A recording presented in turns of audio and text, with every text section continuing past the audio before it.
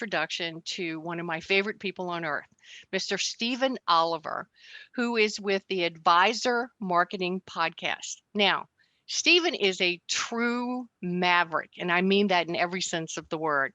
Not only in our business, but I have to tell you, his clients universally love him, and they grow at rates that they wouldn't believe it's possible. Now, on this podcast, in each episode, Stephen is joined by various members of his team or special guests to share insider secrets to rapid growth and high net profits in your financial advisory practice. So I just want you to know you're in for a wild ride, new information, and a lot of exciting new future because of Stephen Oliver.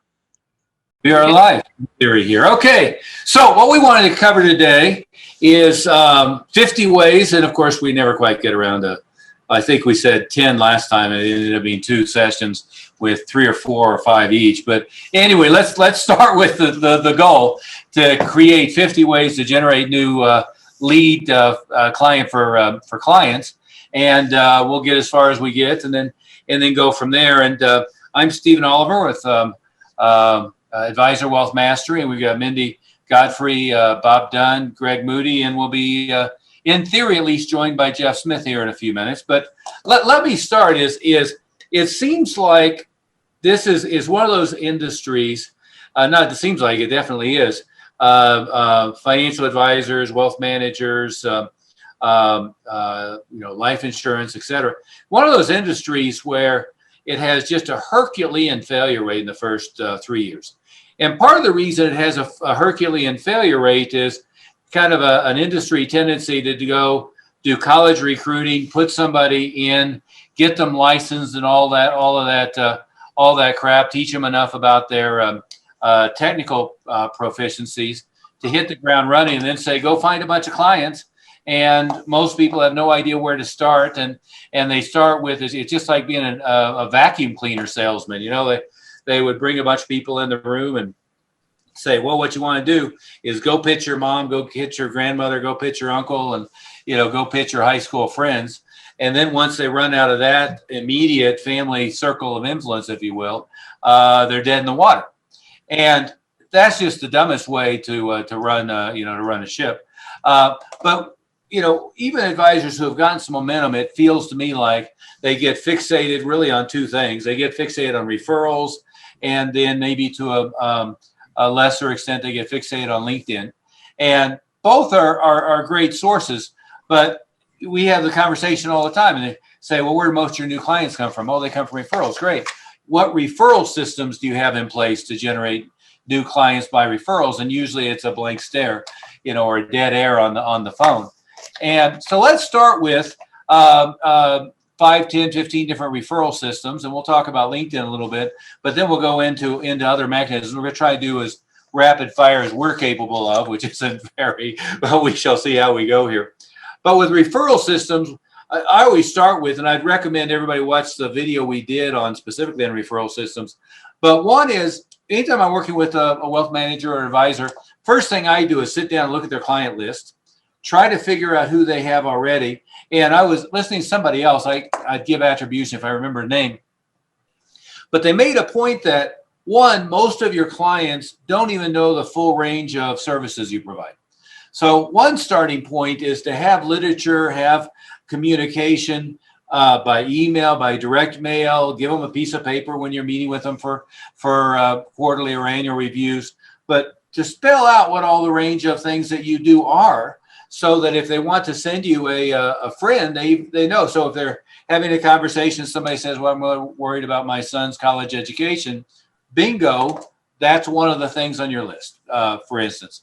Another element of referrals is, and I tell the story, I don't want to repeat myself forever, but the story of having a dentist and never going back to the dentist because I forgot his name, and was in an area where there's a lot of them, so I couldn't even figure out which one it was, and ended up jumping ship to somebody else from somebody I liked, had good service with. They charged me reasonably, everything else that you would go through, but just they weren't top of mind. And so one of the things for referrals that we talk about is a constant drip where they're getting email from you multiple times a week. They're getting stuff physically in the mail from you. They're getting maybe monthly. You do a newsletter, do a Zoom meeting live with them, or do a Zoom meeting by groups on different categories and so forth. But guys, quickly, a couple other things to as quick items for referrals as we move on through it. Well, a couple of things. You said have the literature out, but that can turn into white papers. That can turn into a book, and having something like a book, adds on to your authority that then you can repurpose in lots of different ways. Another thing that we're probably kind of jumping around in order was to make sure your website is set up right, so that, among all the other investment advisors that are out there, when somebody might be kind of cold and looking for investment advice, you're going to show up properly. And if you have, back to the book, enough content going on, and kind of we help people, structure a book and write a book. It's not as daunting a task as most people think. It's actually pretty straightforward to do. But then all that content can go in your website. And then when people are looking for you or looking for whatever your niche is within the investment advisor community, or whichever community you're working with, they can find you. Once you have that content on your website, then that's where Google can find you, because that's what Google wants, is lots of content on your website, and they want it to be recent. And most of the time when we talk to investment advisors, it's just nothing. There's good information on their website and it looks nice, but looking nice and the relationship between it looking nice and it being attractive to Google or ranking well in Google is totally different. Yeah. So those two things would be. Go ahead, sir. Let's break that out as two different topics, although they're intimately tied. One is writing a book or a series of books. I mean, it could be a 70-page, it could be a booklet, it could be a 20-page white paper, but having something physically to give to clients that then has pass-on effect is a great referral tool. Having something physically to use as a lead magnet, to mail to people, et cetera, is a marvelous credibility building tool, right? So what happens in reality, I think it's 1 million books are published a year, and people think of a book as, I'm going to make it my life's work and I'm going to go get a New York publisher. Well, that's a waste of time in 99% of the cases. And even a bestseller nonfiction book is maybe 5,000 copies. So the time and effort that goes into it versus the money you're going to make isn't worthwhile. But what is worthwhile is creating something as a credibility tool, creating something as a pass along. I know one advisor who's creating a new book quarterly now. And again, they're like 70-page booklets, but it's on unique select topics, everything from retirement fund rollover to preparing for college education, preparing for retirement. Take each and every topic that you would have an appropriate solution to, and that can become a booklet or it can become a larger book. Then each client could get 5 of them for pass along to their friends. So that's one aspect. Greg, let's move to the other side on internet side here, and we can kind of expand on that. You started talking about Google ranking and positioning, and I think there's a couple of things with that. I was, again, listening to somebody else. I've been listening to about a jillion podcasts recently, listening to somebody else, and they said, so it's a sad generic industry when, people think that it's okay to go to the CFP website or, Northwest Mutual's website or whoever's and enter your zip code, and you're going to get an advisor based upon what zip code they're in, as if that's like the primary criteria. And what I find is endemic in this industry is everybody looking, feeling, acting, and appearing to the general public as interchangeable, right? Is the last thing you want to do in marketing is become generic. And frankly, if you become generic, I mean, they can go replace you with software. I mean, the robo-advisor stuff nowadays is pretty sophisticated. What you want to do is you want to be a character. You want to be idiosyncratic. You want to stand out from the crowd and be different from the crowd, which brings us into the idea of niches, but we'll go to that in a minute too. But let's talk about online marketing. You were talking about what can be categorized basically maybe in 3 or 4 different pieces. Blogging, which is creating content on your website as a net for Google. and other aspects of creating videos, creating other content marketing pieces that then become a way of attracting traffic, right? And so if you're, one is, I think, is getting out of that serving a zip code into serving somebody with a particular need, whether it's statewide, regionally, or nationally, is a better way to think about it. But then in building the online presence, Greg, talk a little bit more about that. Is what the elements are to get Google to find you, and then we can shift into pay-per-click, and we can shift into social media and go from there. Well, yeah, and what Google really wants is they want a lot of content. They want the content to be relevant, so they want the content to, be about the topic that you're going to search on. You probably shouldn't be posting on fishing unless there was a certain reason for that. Unless you're unless you're the guy for the professional fisherman. Exactly, unless that's your Yeah. And then they want it to be recent, or they need it to be recent and changing.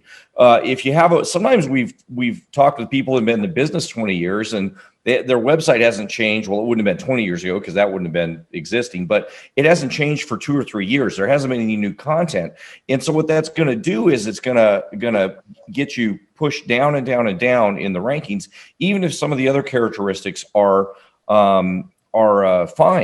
And so that's one aspect of it, is in terms of having enough content on the website. The other thing that is, a lot of times, just the technical characteristics. They build a website on Wix or Squarespace or one of the do-it-yourself sites, and those are fine if you're not really trying to be found generic, from a general search. Those aren't really good organically. Yeah, organically. If you're a soccer mom and you want to have somebody give some information out to somebody, that would be fine.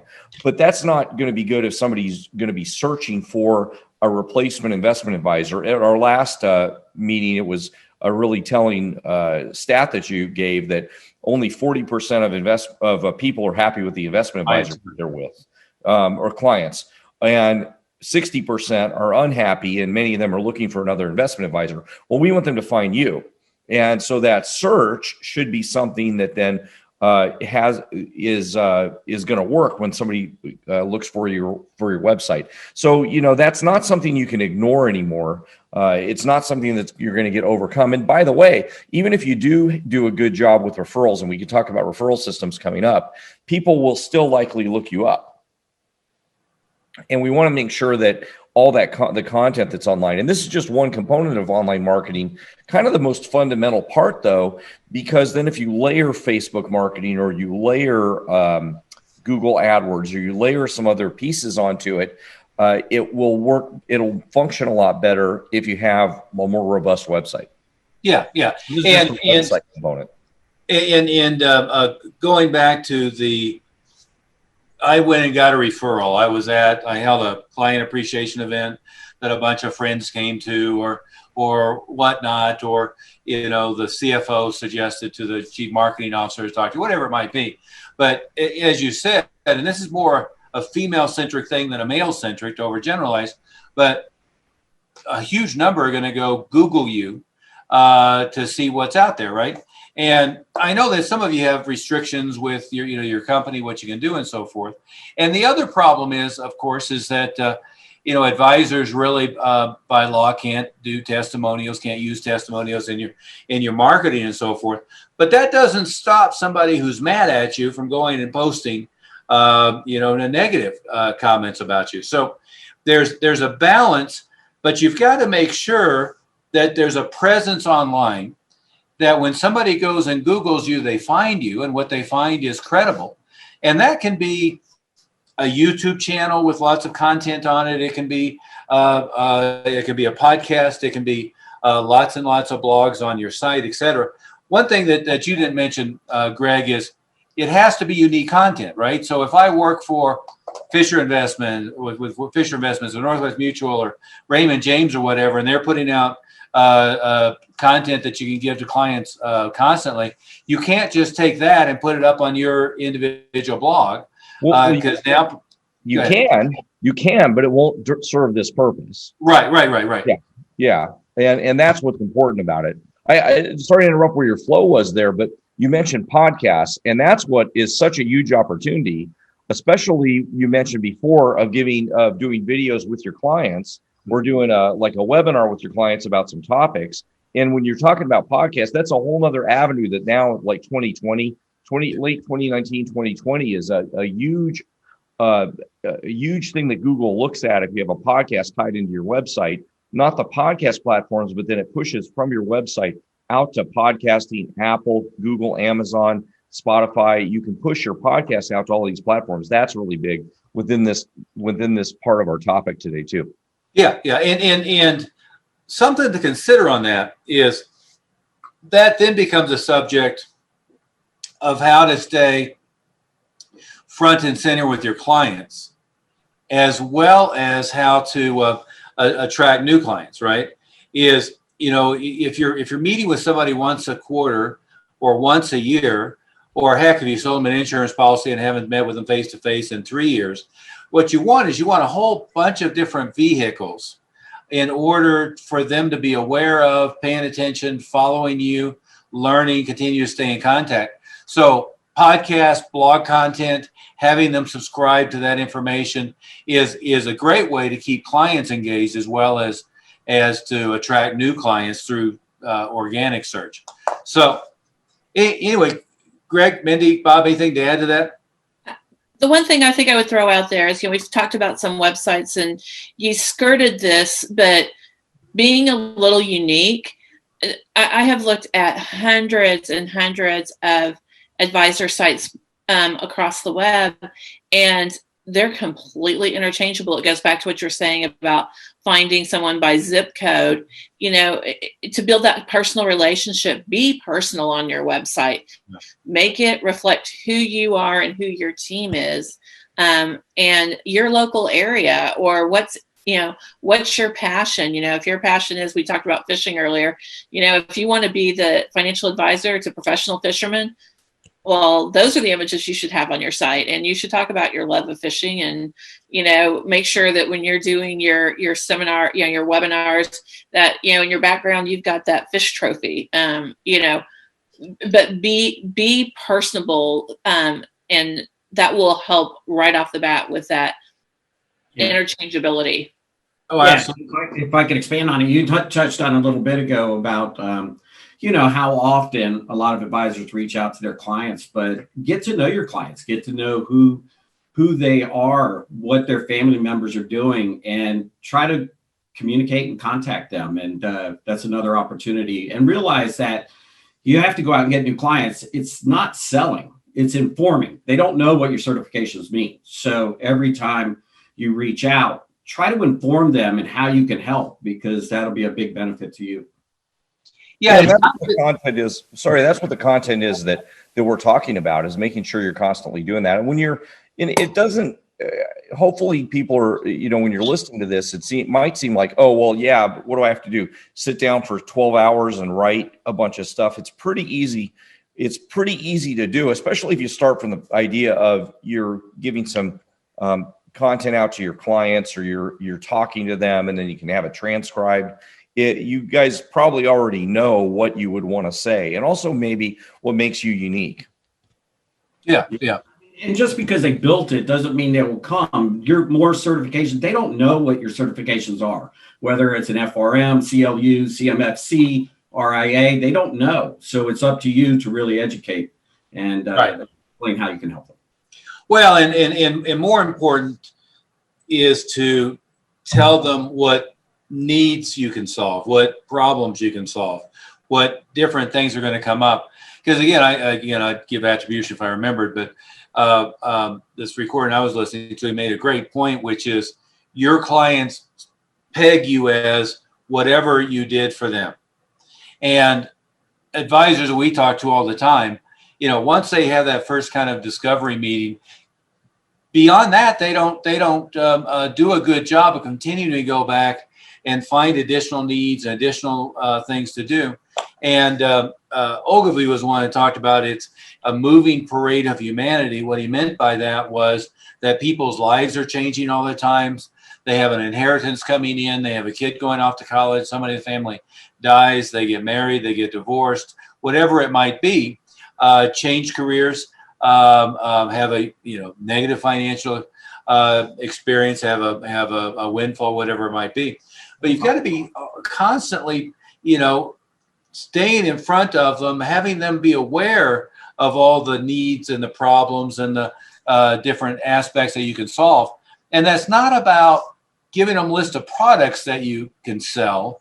That's about describing for them a life event, and that's something that you can be able to facilitate and help on all the financial aspects. So anyway, as usual, we haven't gotten very far. So let's keep rolling here. Real quickly, we're coming up on January, the end of the year, beginning of a new year. That's a great time to set a discovery meeting. Even though you've already met with a client, set a new discovery meeting, because that's a great time to have that conversation of what's going to be up for them this year. What does their year look like? Helping them plan ahead for that year, but also going, that opportunity to find out who they met in the last year, and, who they might be able to think of that's getting ready for a big year and needing some help in the financial area. Well, there's three things you said there, Mindy, that are important. One is you could do that and get referrals. One is you could do that and ask for, them to use additional products or get additional products. But the third thing is, one thing that I think a lot of people that we may want to It's Lee Milt here, and I'm delighted to interrupt you today and let you know that I've been working with Stephen Oliver for 10 or 15 years now. He's a great guy. I love all the research that he does.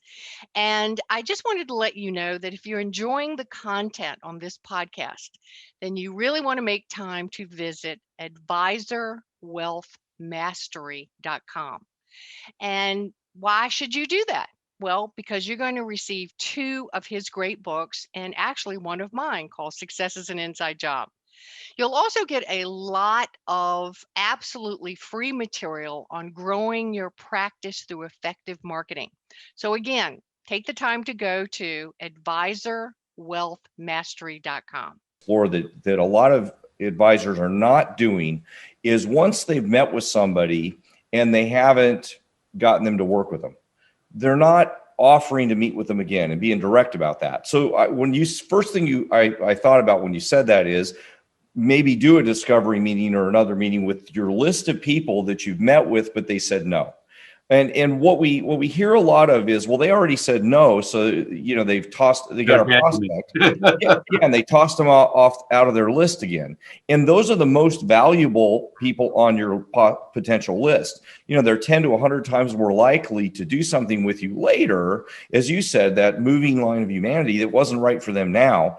Those are the people that I put on the list. So there's 3 things that your current clients can be very productive to talk to, because they might get more involved at the beginning of the year. Is a great time for them to do that. And there's no sense to not do an ongoing appointment, right? So when you do make contact and have the appointment, why not go ahead and set out a tentative appointment, maybe 3 months, 6 months out? That way it's already done, you're not starting anew again. Yeah. And what we're addressing here, I guess, is 2 things. One is, there's almost more money not almost, there's always more money in your current list of clients than you're currently bringing in, because it's so rare that anybody has really done a good job servicing that list, figuring out the opportunities, figuring out centers of influence, et cetera. Number 2 is, and this is the first 2 things I do when I work with somebody individually, is let's go through your client list, in part to figure out who they are professionally. You're already attracting a certain subset that we could go after more thoroughly. Who have you not talked to? How have we done on generating referrals? We should be able to generate 1 referral per client per year, and most companies are at like 1 or 2%. There's this huge gap. But then the second is, as you were just saying, Greg, is there's this list of people who perhaps they opted in for some offer on your website. They filled out a form on Facebook, one thing or another, or they were referred to. Somebody gave you their phone number, their mailing address, their email address. Maybe you scheduled an appointment. They no-showed or they canceled and never got rescheduled.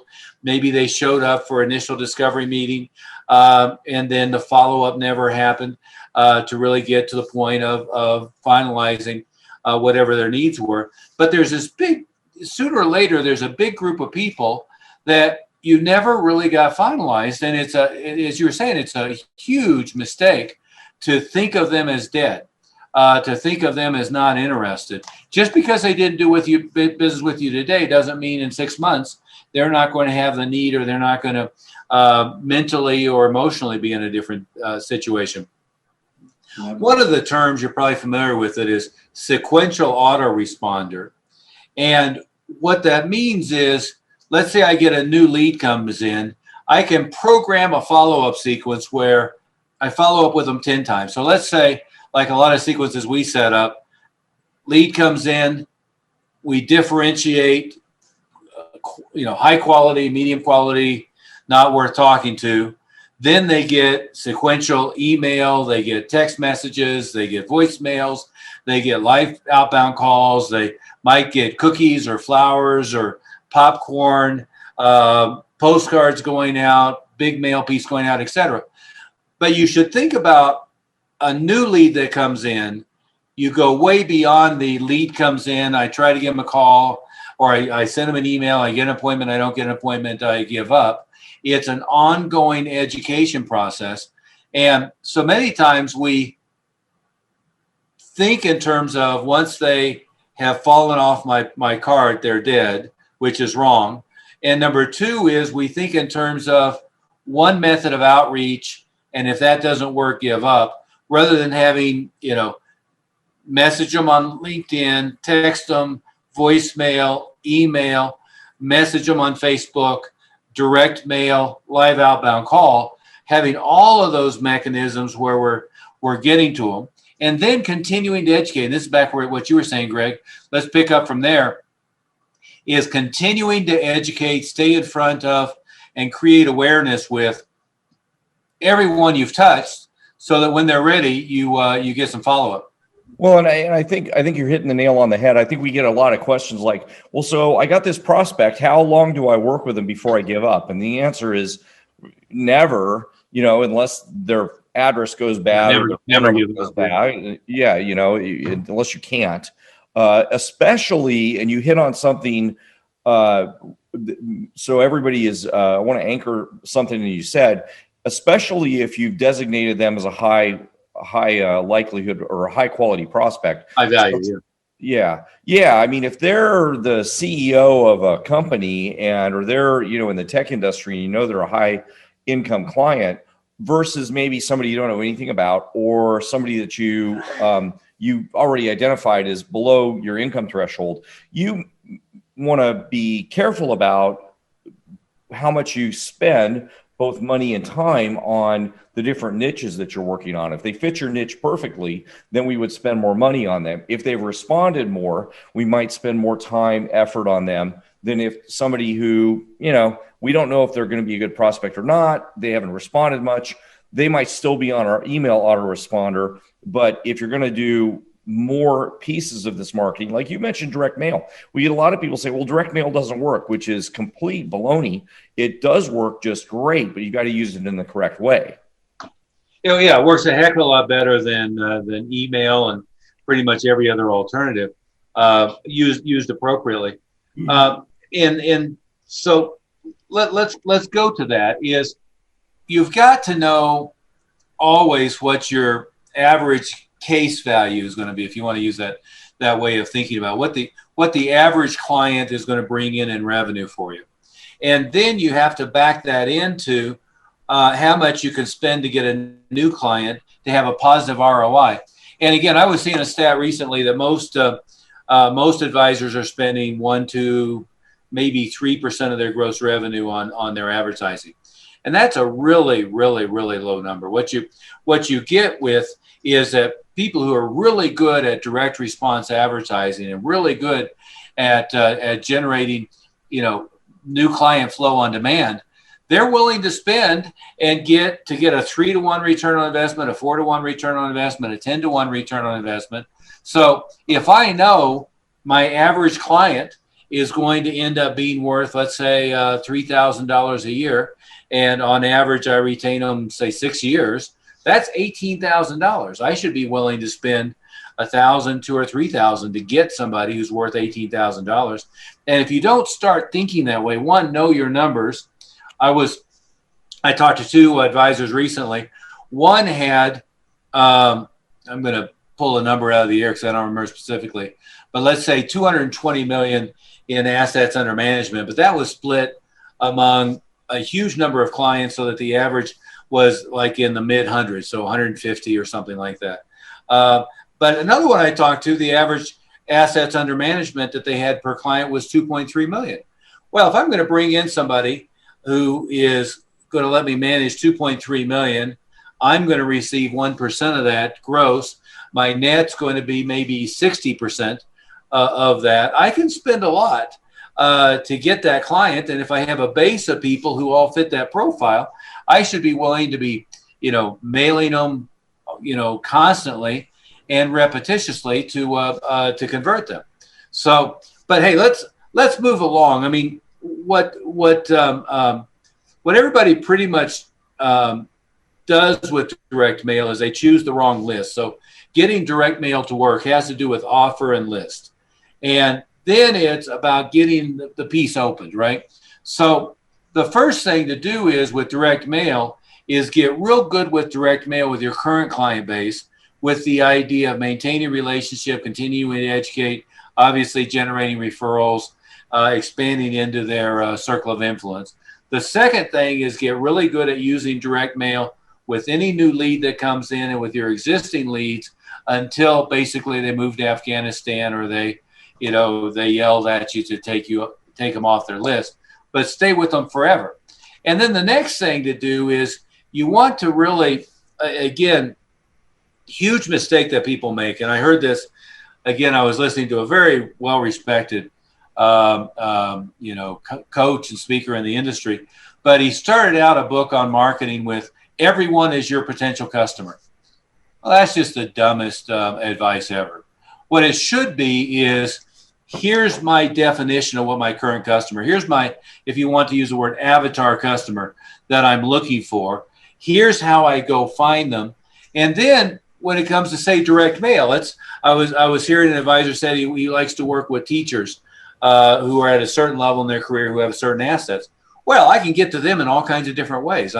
If that was my niche, there are events that are just for teachers where vendors to education show up. So I could go be a vendor at an event for teachers. I can go get the magazines, the trade magazines that they use. I can go through the unions and contact those people. There's a ton of different ways that I can get a list to mail to, that I could be in a magazine that's targeted. I could be in Facebook groups. I could be in LinkedIn groups that are strictly for that audience. I can, I can find 20 different ways if I really spend some time and effort to target that particular niche, right?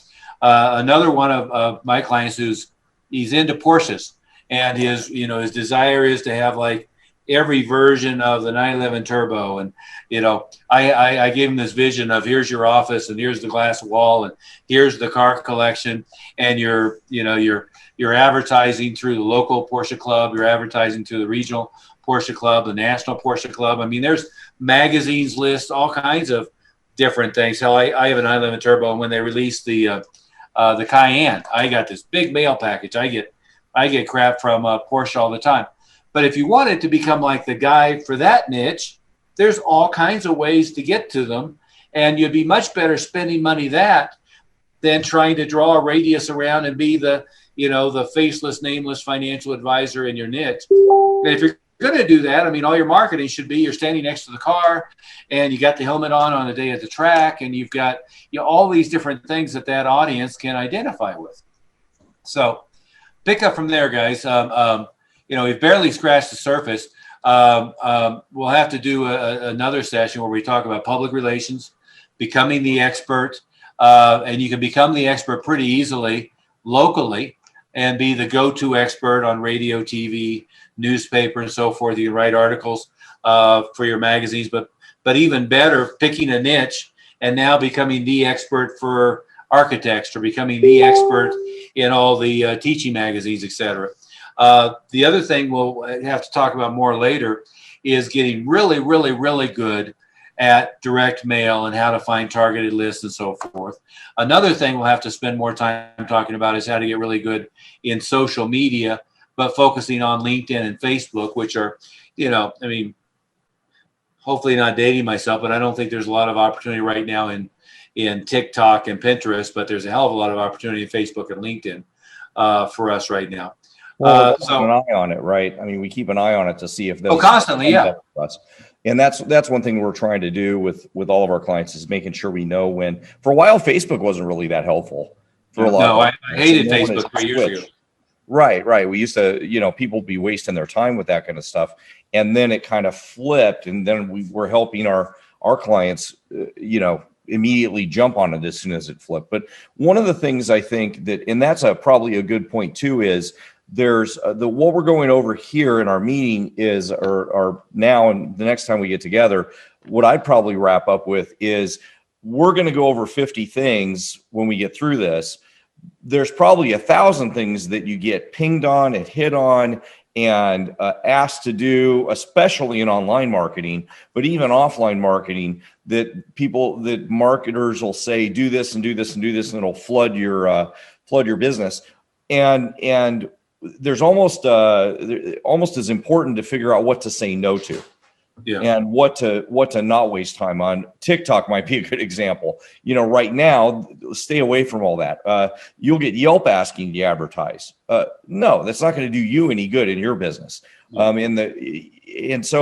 what to say no to is almost just as important as well, so that you can stay focused, not just on your niche, but on stuff that's going to be productive and get you a good return on investment. Yeah. And so maybe just in summary of some of the things we've talked about so far is, you want to become, if for want of a better term, a character. You want to have a personality in everything you do. You want to be completely different than everyone else. You don't want to be milquetoast. You don't want to be, the guy sitting behind a walnut desk in a JCPenney suit, looking like every other damn advisor, only distinguishable by you're in their zip code. So avoid that at all costs. Two is, you're always better to do two things: specialize and find a niche, right? So you're much better off to be the best person at this specialty than you are to try to, make the stupid statement of, if I drew a radius around my office, I should be working with everybody in my town. No, in today's day and age, you really don't need to meet with people in person. You can do it on Zoom just as easily. Why does it matter? I know you have to spend a little bit of money to get a license, but if I was the guy for architects or for teachers, why aren't I living in Colorado, working with teachers in Maine, as opposed to worrying about their in 232 area zip code? So there's all kinds of different ways to reframe your thinking. But we talked a little bit about direct mail. The thing that makes direct mail work best is the list, getting them to open it and having an offer. And again, the offer can't be, hey, I'm a financial advisor in your area. If you ever have any needs, call me, right? That's not an offer. What the offer is, here's a free book on name the topic. Here's a free report on name the topic. Here's a free, it could be a live meeting. It can be a Zoom meeting, a webinar. It could be a luncheon meeting like people are familiar with, but it has to be an offer of, here's something that I want to give you as a magnet to capture their interest and so forth, and not just, hey, I'm here. If you ever need me, call me. So the next thing is we, in today's digital day and age, there was an article in Wall Street Journal, and you guys saw that. I don't remember the exact ratios, but if you look at all media, magazines, newspapers, et cetera, et cetera, et cetera, TV is still kind of holding its own, although it's gotten really fragmented. But digital marketing, basically Google and Facebook, are dominating advertising right now. So you've got to get good at all the different social media aspects, but basically boil it down for our purposes to LinkedIn and Facebook. And you've got to get. It's Lee Milt here, and I'm delighted to interrupt you today and let you know that I've been working with Stephen Oliver for 10 or 15 years now. He's a great guy. I love all the research that he does. And I just wanted to let you know that if you're enjoying the content on this podcast, then you really want to make time to visit advisorwealthmastery.com. And why should you do that? Well, because you're going to receive 2 of his great books and actually one of mine called Success is an Inside Job. You'll also get a lot of absolutely free material on growing your practice through effective marketing. So again, take the time to go to advisorwealthmastery.com. Really good at understanding how search works and how the online world works so that you can be really effective with that. But the last thing I'll leave you with real quick is you always want to have the Parthenon. You want to have 10, 15, 20, 30 different things going on every month to generate new traffic. Some of those things are a little time intensive. Some of those things are a little expensive. And 2 is you want to know your numbers and be able to always compute what your return on investment is on everything, and be willing to spend.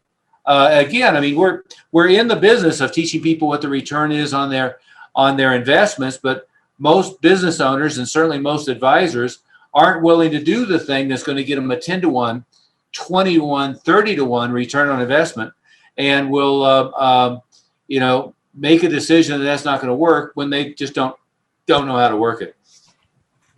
Mindy, anything to add to that? No, I think you summed it up really nicely. I think that the big thing is you've got to jump in and take the first step. Yeah. And if any of this is new to you, give us a call. Reach out to us here on Facebook. We'd love to talk to you. Well, yeah, I mean, we haven't even scratched the surface, but yeah, absolutely. And again, what we do with all advisors is we help you put together an action plan and a marketing plan to show you how to double, triple, quadruple your traffic. And, again, Greg, you said it before, they're mostly inundated with people who maybe they do Facebook advertising for 10 or 15 different niches, or they do LinkedIn, scripts or something like that. But really, when you're building your practice, there's so many different things that you should put in place and then just let run and make it a consistent thing. It's never one magic pill that's going to turn things around. Bob, what would you add to this? Yeah, I would just say, be sure you communicate, really get to know your clients and inform them how you can help them, maybe help their family, how to help them, maybe help their friends, but really understand that they probably don't know exactly how you can help. So it's just so important to imagine yourself being the client and explaining how you can really help them in their future. Yeah. Maybe to expand on that briefly is I heard somebody else say, well, I was trained in insurance, and the pitch was, Mr. and Mrs. Prospect, I get paid in 2 ways. I get paid in the commissions for what you buy, but I get paid in the friends that you send me. Well, that's a dumbass statement to make. What everything that you say to a client about a referral, and the 100% of the reason why a client is going to send you their brother-in-law, their CFO, their friend, their golf partner, whatever it might be, is because they feel that person has a need, and they feel comfortable that you're going to handle them well, you're going to treat them well, and you're going to facilitate well. And again, I got somebody sent me a catalog. Here's all the gifts that you can give a catalog to your client, and if they refer you somebody, they get this, I don't know what it was, iPad or airless fryer or whatever. Well, that's not why the client turns their friend over to you. The only reason they turn their friend over to you is they perceive their friend to have a need, or their friend has expressed a need, and they feel comfortable that you're going to solve it and not put egg on their face. So if you handle their friend poorly, that respects poorly on you. So every conversation with a client about a referral shouldn't be about rewards. It shouldn't be about expectations. It shouldn't be about you, your needs, It should be, Zig Ziglar used to say, WIIFM, what's in it for them. It should be about how you can help their friends, what services you can provide, and a reassurance that you're gonna handle that well. Greg, anything Yeah, bribery doesn't work in that case.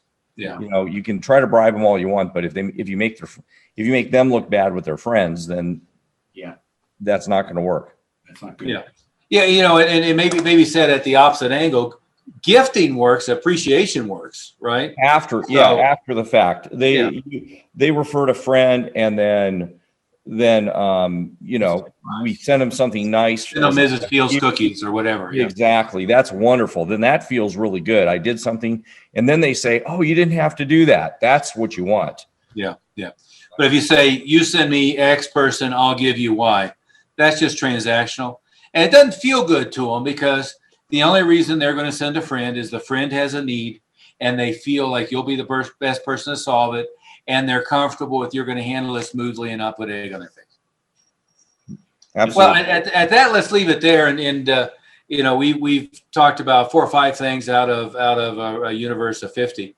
But make sure you know your numbers, know what your return on investment is, know what your lifetime value is, and do a good job of having 20 things going on all at once. A marketing guru friend of mine says he never finishes a day without doing at least one thing to market his business.